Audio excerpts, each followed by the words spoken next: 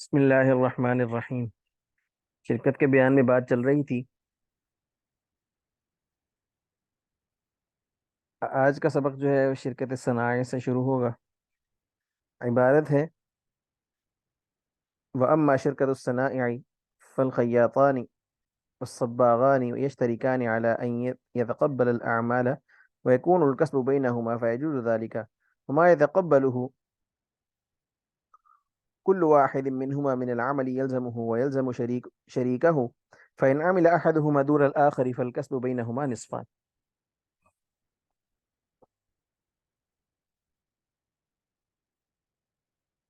جو نئے الفاظ ہیں یہاں پہ صنائع، صنیعہ کی جمع ہے پیشہ کاریگری، خیاط درزی کو کہتے ہیں، صباغ رنگریز کو کہتے ہیں، اعمال کام وغیرہ کو، الکسب کمائی کو کہتے ہیں، یتقبل کام کو لازم کرنا۔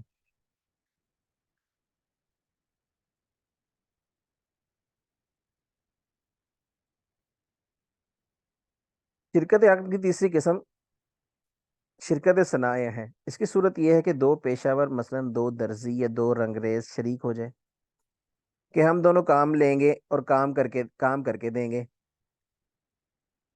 جیسے یوں سمجھ لیں کہ دو پارٹنرشپ کرتے ہیں کہ ایک آدمی کہتا ہے کہ بھائی کہ ہم دونوں مل جاتے ہیں، ایک کمپنی بنا لیتے ہیں اپنی، تو اب مجھے کام آتا ہے درزی کا، تمہیں کام آتا ہے رنگریز کا، تو وہ ان کو کہنا کہ بھئی ہم کپڑے ڈائی کر کے تو میرے یہاں پہ یہی ہمارے پاس ہی سلائی کروا سکتے ہیں۔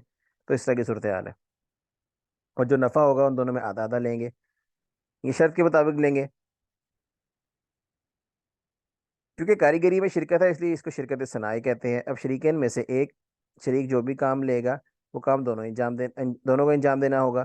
اگر ایک نے وہ کام انجام دے دیا، دوسرے نے کام بالکل نہ کیا، تو جو آمدنی ہوگی وہ دونوں کے درمیان شرط کے مطابق آدھی آدھی ہوگی۔ کام نہ کرے تو کام کرنے کا مطالبہ کیا جا سکتا ہے، لیکن شرط آدھے آدھے نفع کی طے ہوئی تھی، اس لیے شرط کے مطابق نفع آدھا آدھا ہی ہوگا۔ واما شرکت الصنائع،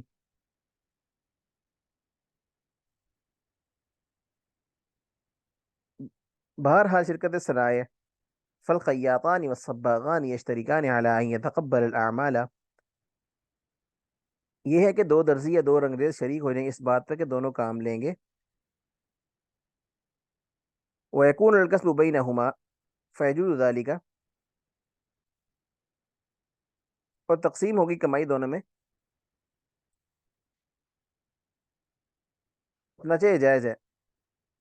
وَمَا يَتَقَبَّلُهُ كُلُّ وَاحِدٍ مِّنْهُمَا مِنَ الْعَمَلِ يَلْزَمُهُ،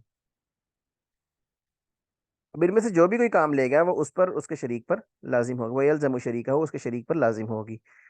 فَإِنْ عَمِلَ أَحَدُهُمَا دُونَ الْآخَرِ، دونوں میں سے ایک کام کرے دوسرا کام نہ کرے، فَالْكَسْبُ بَيْنَهُمَا نِصْفَانِ، پھر بھی کمائی جو ہے آدھی آدھی ہوگی۔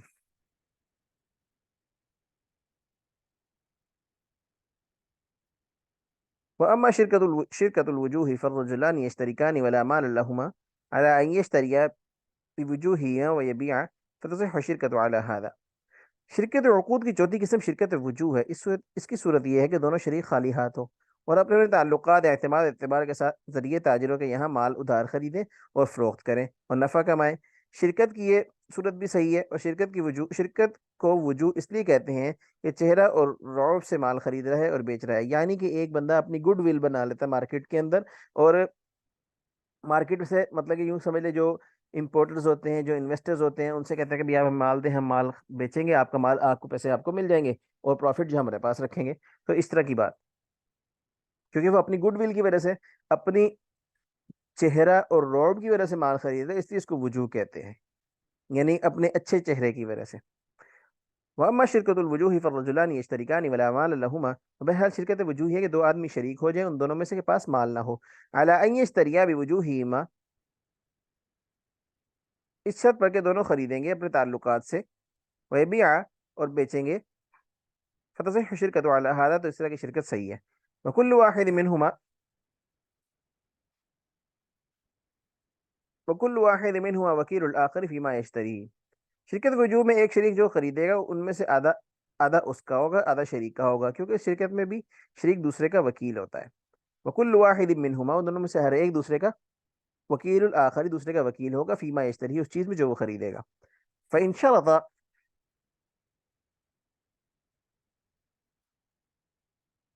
فإن شرط أن يكون المشتري بينهما نصفان فالربح كذلك ولا يجوز أن يتفاضل فيه. وإن شرط أن أن المشترى بينهما أثلاثا فالربح كذلك.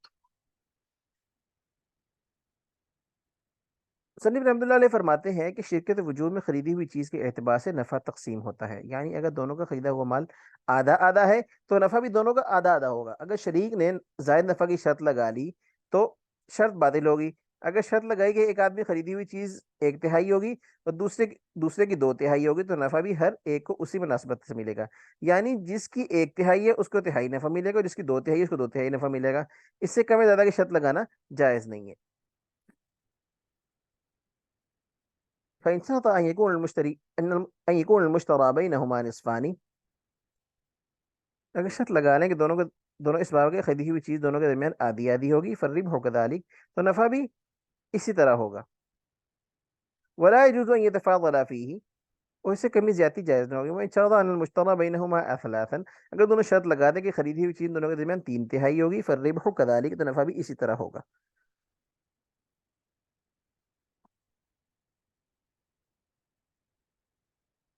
वला तजूज़ु शिरकतु फिल इह्तिताबी वल इह्तियाशी वल इह्तिशाशी वल इस्तियादी।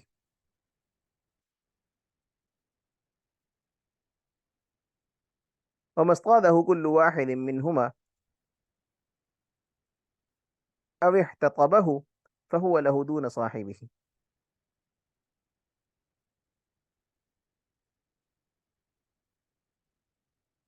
यहाँ से शिरकत फासिदा के अहकाम बयान कर रहे हैं। शिरकत फासिद वो है जिसमें शिरकत की सिहत की शर्तों से कोई शर्त ना पाई जाए। इस मसले का दारो मदार इस कायदे पर है कि जो चीज़ मुबाह है उन पर जो कब्जा कर लेगा वो मुफ्त उसी की हो जाती है, इनमें शिरकत की ज़रूरत नहीं है।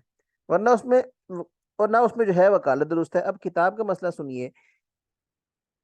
ईंधन की लकड़ियाँ जंगल में मुफ्त मिलती हैं, जो उनको चुनेगा उसी की हो जाएंगी। घास जंगलों में मुफ्त मिलती है, इसलिए जो काटेगा वो उसकी हो जाएगी। यही हाल जो है वो शिकार के जानवर का है।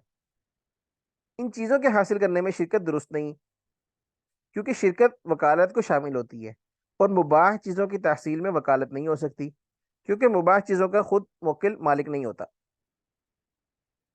तो वो अपनी जगह दूसरों को कायम मकाम कैसे कर सकता है।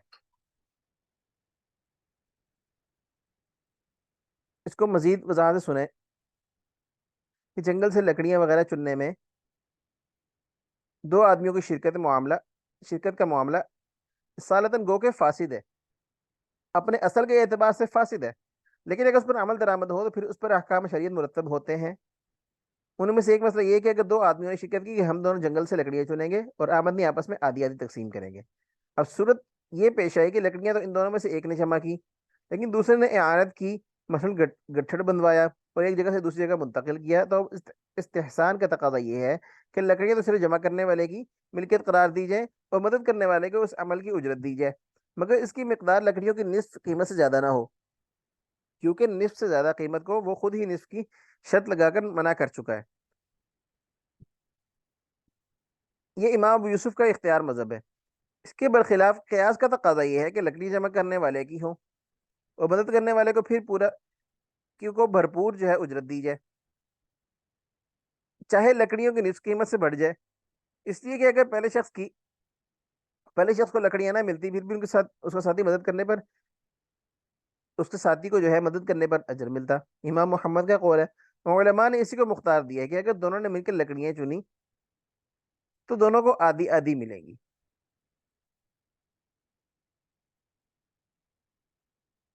वला तजूज़ शिरकतु, इसमें हमने पीछे तशरीह से पहले हमने वो नहीं पढ़े। इसमें जो नए अल्फाज है इख्तिताब बाब इफ्तिआल का मसदर है, लकड़ी जमा करना, हतबुन से है लकड़ी जमा करना। इख्तिशाश बाब इफ्तिआल से मादा हशीश यानी कि घास काटना। अल इस्तियाद बाब इफ्तिआल से है सईद उनसे शिकार करना। ये नए अल्फाज थे और याद कर लेंगे तो अच्छा हो जाएगा। ولا تجوز الشركة في الاحتطاب والاحتشاش والاصطياد، اور نہیں ہے جائز شرکت ایندھن لانے گھاس جمع کرنے اور اشکار کرنے میں. ومصطاده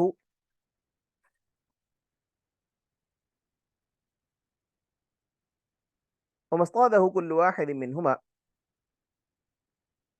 أو احتطبه فهو له دون صاحبه.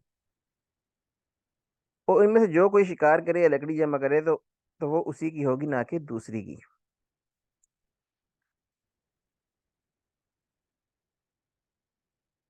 وإذا اشترك ولأحدهما بغل وللآخر راوية يستقي عليها الماء والكسب بينهما لم تصح الشركة والكسب كله للذي استقى الماء وعليه أجر مثل البغل. بغل خچر کو کہتے ہیں. راویہ مشک چمڑے کا بڑا ڈول جو ہوتا ہے. استقا پانی پلانا، سیراب کرنا. اب ایک شخص کے پاس خچر ہے اور دوسرے کے پاس چمڑے کا بڑا ڈول ہے، مشکیزہ کہہ لے، کچھ بھی کہہ لے، جو پرانے زمانے میں استعمال ہوتا تھا.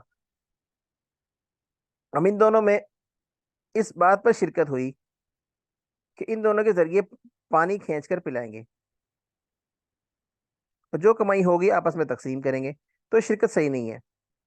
اب جو کچھ کمائی ہوئی ہے وہ پوری اس کی ہوگی جس نے پانی کھینچا ہے. دوسرے کو اس چیز کی اجرت مل جائے گی کہ اگر خچر والے نے پانی کھینچا تو نفع اس کا ہوگا، اور اگر ڈول والے کو ڈول کی اجرت ملے گی. اگر ڈول والے نے کام کیا ہے تو نفع اس کا ہوگا اور خچر والے کو خچر کی اجرت ملے گی. وجہ اس کی یہ ہے کہ پانی مباح ہے، اس کے نکالنے میں شرکت کرنا شرکت فاسدہ ہے. اس لیے جس نے پانی پر قبضہ کیا پانی اسی کا ہو گیا اور نفع بھی اسی کا ہو گیا. دوسرے کو اس کی چیز کی اجرت ملے گی جو وہ لایا ہے. وَإِذِ اشْتَرَكَ وَلِأَحَدِهِمَا بَغْلٌ وَلِلْآخَرِ راویۃ.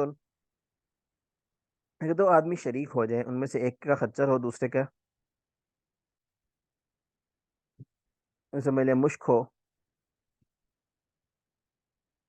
يستقي عليها الماء والكسب بينهما لم تصح الشركة، کہ اس سے پانی کھینچیں گے اور کمائی دونوں کی ہوگی تو یہ شرکت صحیح نہیں ہے. والکسب كله للذي استقى الماء وعليه اجر مثل البغل، تو تمام کمائی اسی کی ہوگی جس نے پانی کی، جہاں اس پر خچر کی اجرت مثل واجب ہوگی. ضروری نہیں ہے خچر والے کو ہی اجرت ملے گی. جس نے پانی کھینچا اجرت اسی کی ہوگی، جس کے پاس دوسری چیز تھی اس کو اس کی اجرت مل جائے گی. یعنی کہ سمجھے گا اس نے کرائے پر لیا.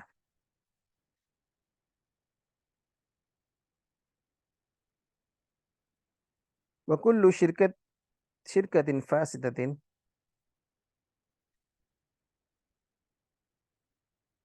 فالربح فيها على قدر رأس المال ويبطل شرط التفاضل.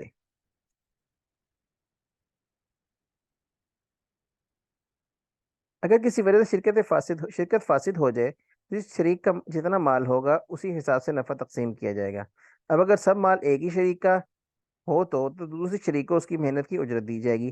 اگر کسی ایک نے اپنے حصے زیادہ نفع لینے کی شرط لگائی تو وہ باطل ہوگی. شرکت فاسدہ میں نفع اصل مال کے تابع ہوتا ہے، تو جس کا جتنا مال ہوگا اسی حساب سے نفع تقسیم ہوگا. وکل شرکت فاسدہ، اور ہر شرکت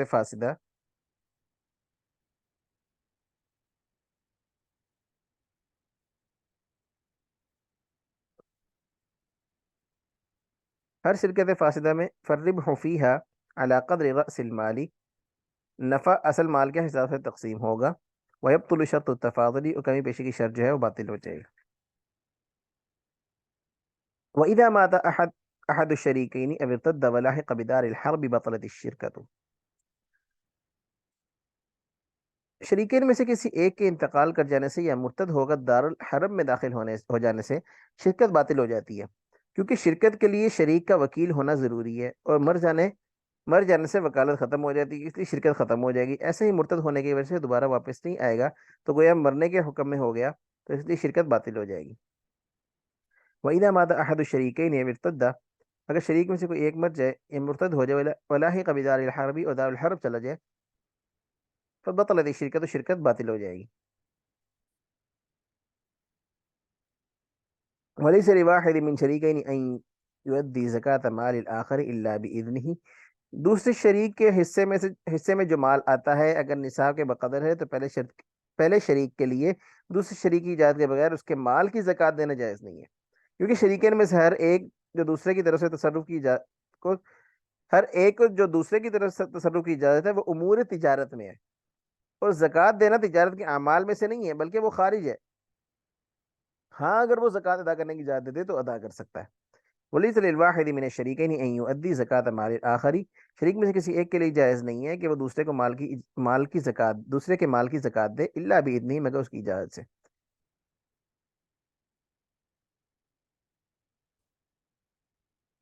फ़इन अज़िन कुल्लु वाहिद मिनहुमा लिसाहिबिही अन युअद्दिय ज़कातहु फ़अद्दा कुल्लु वाहिद मिनहुमा फ़त्तानी ज़ामिनुन सवाउन अलिम बिअदाइल अव्वल अव लम यअलम। عند أبي حنيفة رحمه الله وقال رحمهم الله تعالى إن لم يعلم لم يضمن۔ اگر شریکین میں سے ہر ایک نے دوسرے کو زکوٰۃ ادا کرنے کی اجازت دے دی تھی، پھر دونوں نے اپنی اپنی زکوٰۃ بھی ادا کی اور شریک کی بھی ادا کر دی، تو جس شریک نے بعد میں اپنی شریک کی زکوٰۃ ادا کی تو وہ نفلی صدقہ ہو گیا، واجب زکوٰۃ نہیں، کیونکہ پہلے شریک نے اپنی زکوٰۃ پہلے ہی ادا کر دی تھی، اس لیے بعد والے کی ادائیگی نفلی صدقہ ہوا، اور نفلی صدقہ کی اجازت نہ تھی۔ اب بعد میں ادا کرنے والا پہلے والے کے لیے ضامن ہوگا، چاہے بعد والے کو پہلے والے کے دینے کی خبر ہو یا نہ ہو، کیونکہ پہلے شریک نے جیسے ہی زکوٰۃ ادا کی تو دوسرا شریک زکوٰۃ ادا کرنے کی وکالت سے معزول ہو گیا، اس لیے کچھ شرکت مال سے ادا کیا اس کا شریک کے لیے ضامن ہوگا۔ یہ مکمل تفسیر امام صاحب کے نزدیک ہے۔ صاحبین کا کہنا یہ ہے اگر بعد والے کو پہلے کے دینے کی خبر ہو تب تو ضامن ہوگا، اگر خبر نہ ہو تو ضامن نہ ہوگا، کیونکہ بعد میں ادا کرنے والے شریک کو زکوٰۃ ادا کرنے کی اجازت تھی، جس کا مطلب یہ ہے کہ فقیر کو مالک بنانے کی اجازت تھی، چاہے وہ واجب زکوٰۃ کے طور پر ہو یا نفلی زکوٰۃ کے طور پر، اس لیے اس حکم کے مطابق اس نے کیا، اس کے پہلے کے دینے کی خبر نہ تھی، اس لیے وہ ضامن نہیں ہوگا۔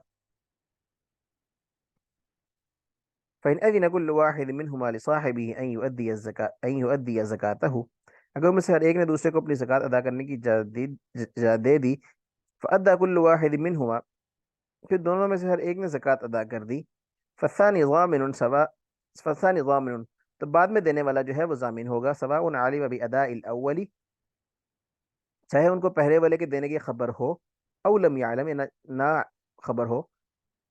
عند ابی حنیفہ رحمہ اللہ، امام ابو حنیفہ رحمہ اللہ کے نزدیک، وقال رحمہم اللہ تعالی ان لم يعلم لم يضمن، صاحبین رحمہ اللہ فرماتے ہیں کہ اگر معلوم نہ ہو تو ضامن نہیں ہوگا۔